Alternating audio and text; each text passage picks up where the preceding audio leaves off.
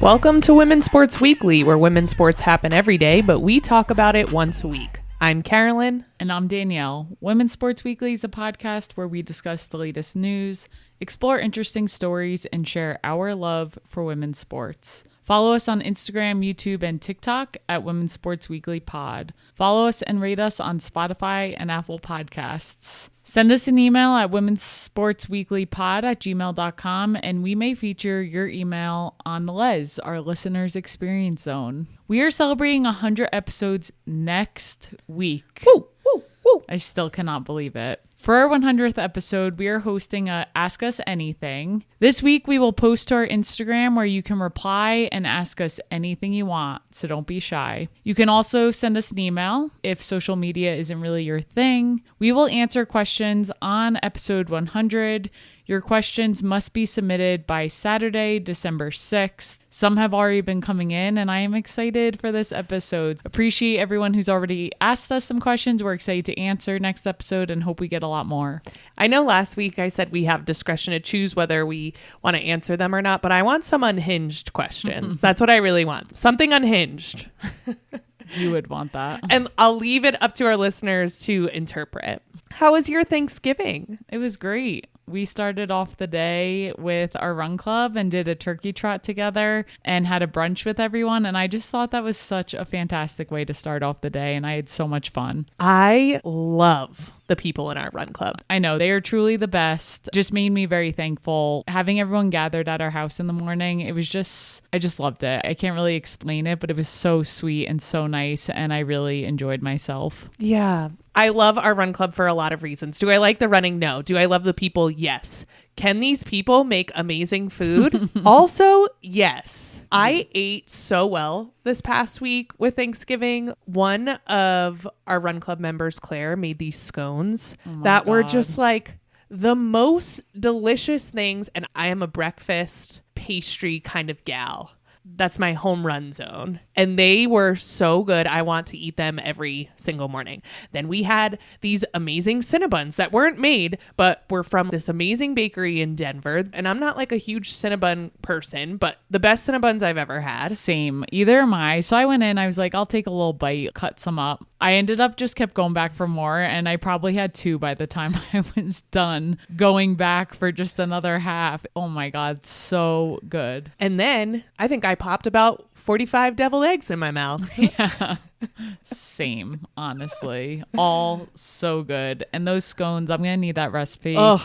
You brought them to bed the next morning with coffee, and I was like, oh my God, this is a power move, and it was amazing. This is heavenly. And then we had turkey dinner at a run club member's house, Hero, and she made this turkey and she smoked it, and it was the most delicious turkey I've ever had. Agreed. It has to be the best turkey I've had, and the leftovers were so good as well. Oh my gosh, so much good food. Oh, yeah. This time of year, it's just such a wonderful time to eat good food with people you love. And that's just so nice. It really was a nice day. It's also getting properly cold here in Denver. I've been saying all fall. It doesn't feel like the holidays are coming, but it certainly has come, and it is here in time for the holidays. And with a little bit of cold, I hopped into our sauna blanket.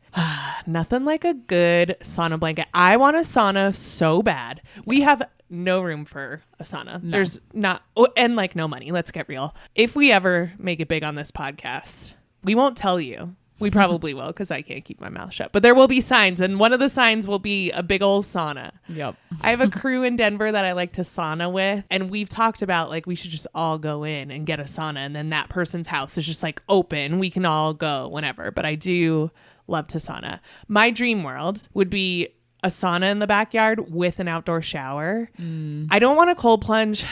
I've done cold plunge. I get it. I like it. It's nice.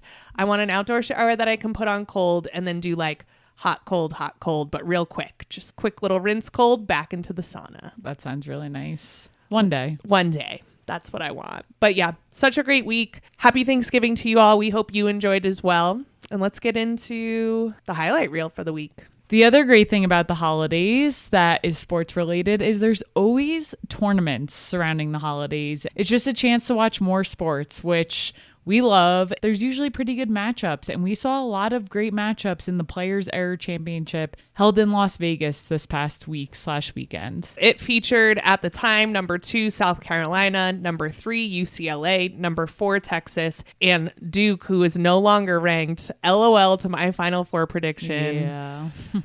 It's still very early in the season, but yikes, fell out of the top 25. But let's get into this just a little bit more. So just for showing up to this tournament, every team roster received $1 million of NIL money to disperse among the players. So that's about $75,000 each just for showing up to the tournament. And they had to do additional things besides just play. They try to make it so it's not a pay to play, but let's be real. Yeah. They have to do some social media engagements on top of it. They need to do certain things in order to get the money, but $75K to show up to and play in a tournament. Hey, when in Vegas. When in Vegas, I know, it's crazy. If you win in this tournament, then you get paid more. So we'll talk about who won in this tournament, but everyone gets to take home a little bit more than that $1 million on top of that. So in the first matchup of these 4 teams on the women's side, it was Texas and UCLA. Texas ended up beating UCLA 76-65. And South Carolina beat Duke 83-66. So then the final matchup on Thanksgiving was Texas versus South Carolina. Both teams were undefeated in this game, and unfortunately for me, Texas won 66-64. And this is such a great matchup. They're both teams from the SEC. They were both in the Final Four last year. They always battle it out. I said to you, it's crazy that they're playing in this tournament because they're going to see each other so many times this season. But this is just the start of a great rivalry between these two teams this year. And I really like Texas, so it's hard. Like, I love Vic Schaefer. I really like the players on the team. I'm not saying I'm rooting for them, but in any other game, I'm rooting for Texas. So this game actually came down to a game winner. With just under 15 seconds left, the game was tied at 64. Texas has the ball. Rori Harmon brings the ball up the court. And with about 5 seconds remaining, she drives and hits a mid-range jumper with about 0.7 seconds left. She's already been so fun to watch this year. Even in the game against UCLA, she played great. So leave it up to her to hit that shot. In this game, she became Texas's all-time assist leader. She finished with 9 assists and 6 points. So more assists than points. We kind of love to see that for a point guard, but made the shot when it was big for Texas to score, go up, and then South Carolina wasn't able to answer. For South Carolina, Tanaya Latson and Joyce Edwards led the Gamecocks with 16 points each. However, Joyce Edwards didn't score any points in the fourth quarter. Rough to see. 6'6" transfer center Medina Okot had a double-double for the Gamecocks. We do love to see that. It's great to have a big back at South Carolina. But for Texas, like we mentioned, Rori Hartman had the game winner.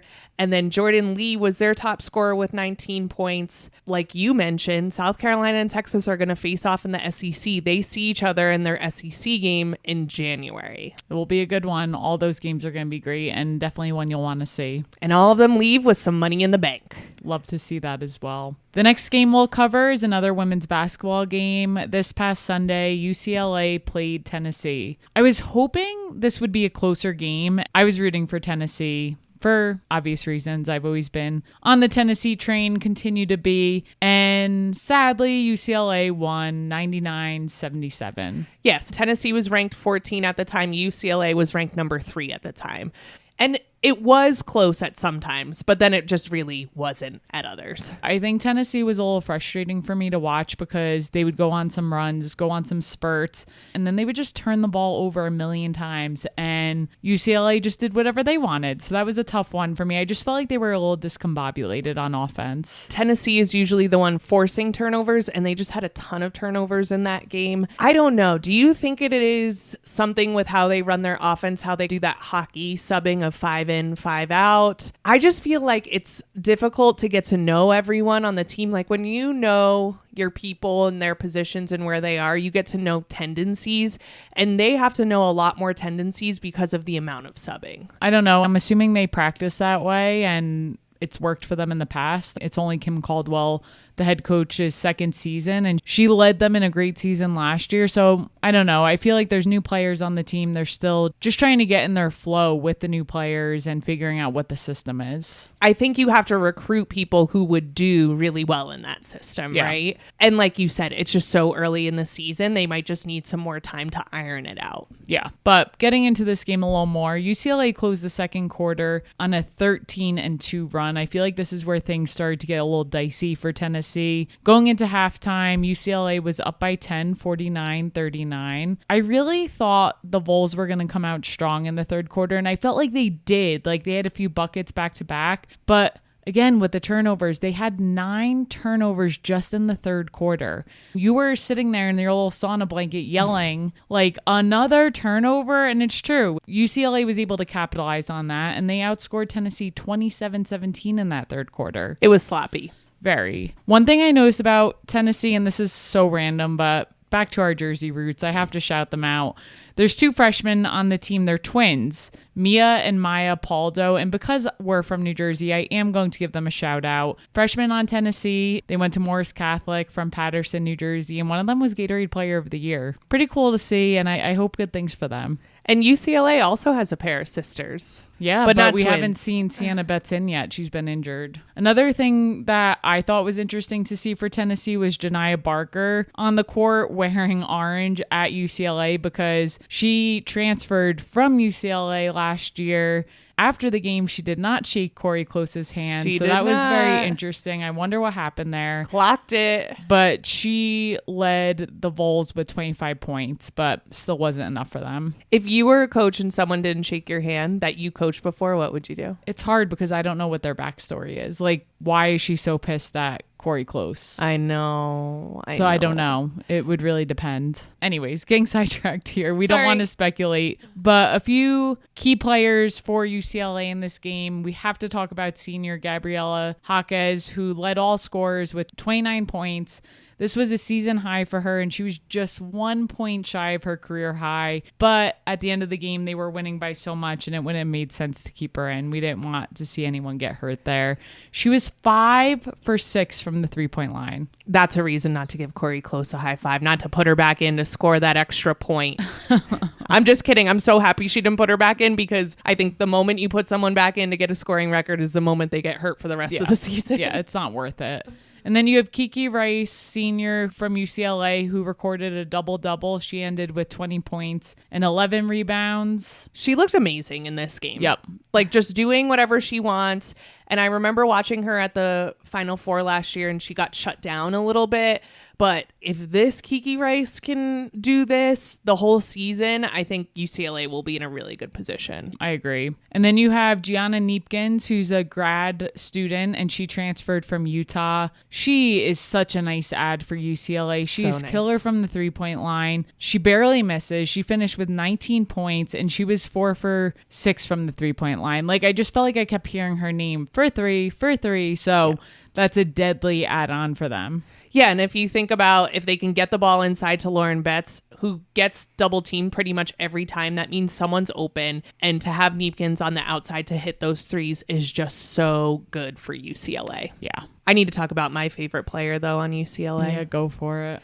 Here we go. Here comes a rant. Megan Grant on UCLA. She sits all the way at the end of the bench. I freaking love her. She plays softball for UCLA. And she's a baller at softball, All-American, first team All-American. She comes and she plays basketball. She got in this game. She did not score. She missed a layup that was so open. However, it was a putback. It wasn't a layup, first of all. It was a putback. She had someone under her that she tripped under after the girl just smacked her head against the floor. So give her a little more credit. She should have scored it. But she also sat the bench for the whole 40 minutes, came in at the last 30 seconds. That's right. She scored her first 2 points against North Carolina a little while back. She danced after she scored. She did not get back on defense. She is my favorite player in all of NCAA basketball right now. If UCLA wins a national championship, it's because of Megan Grant being on their team. And that is the most ridiculous statement I've ever heard. Sorry, Megan Grant. Maybe if you win a softball championship, we can say that, but no. I stand by it. Clip it.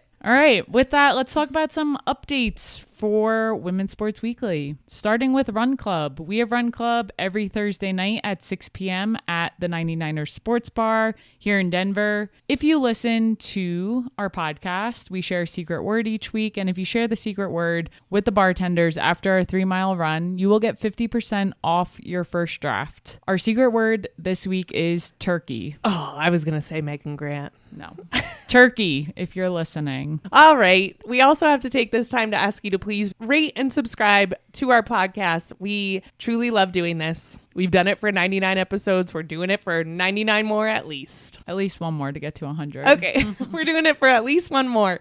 We love to put the podcast together. We want to continue to do it. We create, produce, and edit the podcast all by ourselves. So if you want to support us, please rate, subscribe, give us a positive review, and share this podcast with someone you love. You can also share it with someone you hate. Maybe someone you hate loves women's sports. Tell them about us. Thank you to everyone who has rated the podcast so far. If you send us a screenshot of your 5-star rating, we will send you a Women's Sports Weekly sticker. Send over those screenshots. We need to get some more stickers out into the world. Yes, please do. All right, one last highlight for the week. Let's get into the U.S. Women's National Team versus Italy. This is part of the friendlies schedule. We love that we get to watch the U.S. Women's National Team throughout the year playing different games, and this was really a fun one to watch. We are going to talk about the game on Friday. We won't cover Monday night's win, which closes out the U.S. Women's National Team play in 2025. So let's dive into Friday night's game. So the U.S. did win this game 3-0, and like the U.S. does, they scored their first goal in the first 90 seconds. We have talked about this before.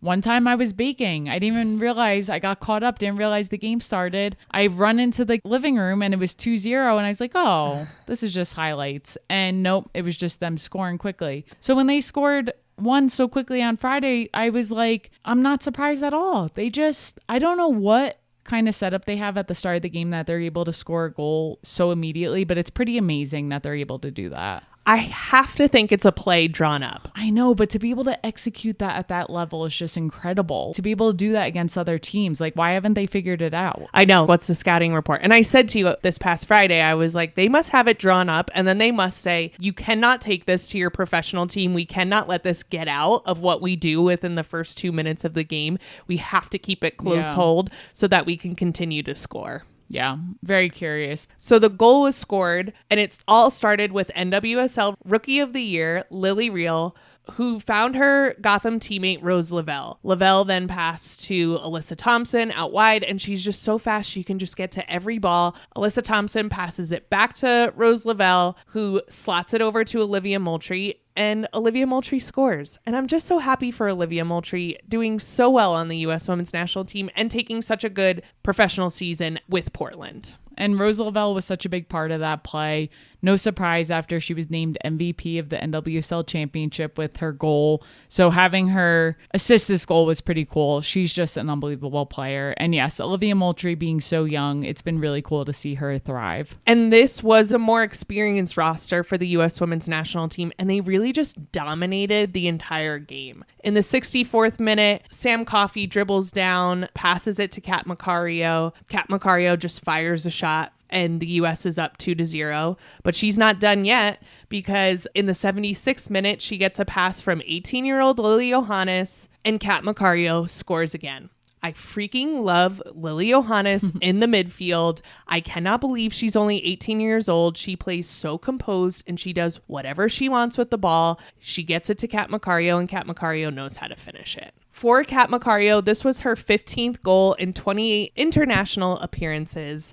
She has also been involved in 18 goals in her last 14 U.S. appearances. That's incredible. And we had a feeling she was going to score because she was just on the ball in Italy's side so often. It was between like three people, and you're like, one of them is bound to score a goal at some point, and then she scores two. She's such a fun player to watch. And then the back line, Naomi Girma is back. She played so incredibly well. There was a point where Italy had a breakaway and Naomi Girma sprinted down the field.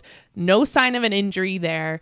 stopped the goal from scoring. It was an incredible defensive play. She was wearing the captain armband in this game. And I was just like, oh, it feels so good to have her in the back. I just feel so secure. And she's just such an amazing player. And honestly, I know she's younger than me, but I just like really look up to her. She's shorter too. I really look down up to her.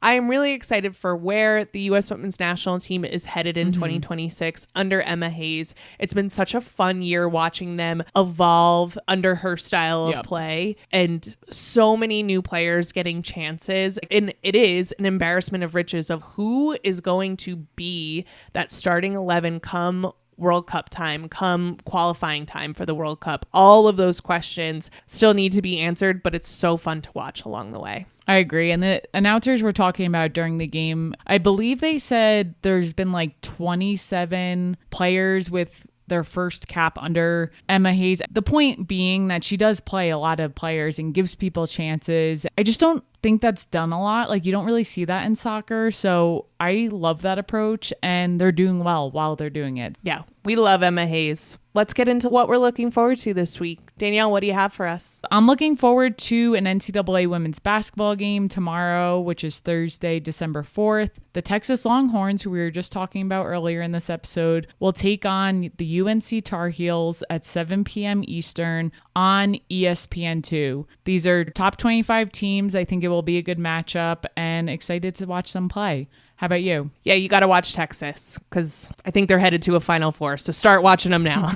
I am looking forward to the PWHL. On Sunday, December 7th at 3 p.m. Eastern Time, the Minnesota Frost play the Boston Fleet. We're going to talk about some more hockey here coming up. And that's all we've got for you today. That is it for this week. We will see you next week on Women's Sports Weekly. In the meantime, watch women's sports and share the podcast with your friends. Rate and subscribe to the pod on Spotify, Apple, and YouTube. Thanks for joining us.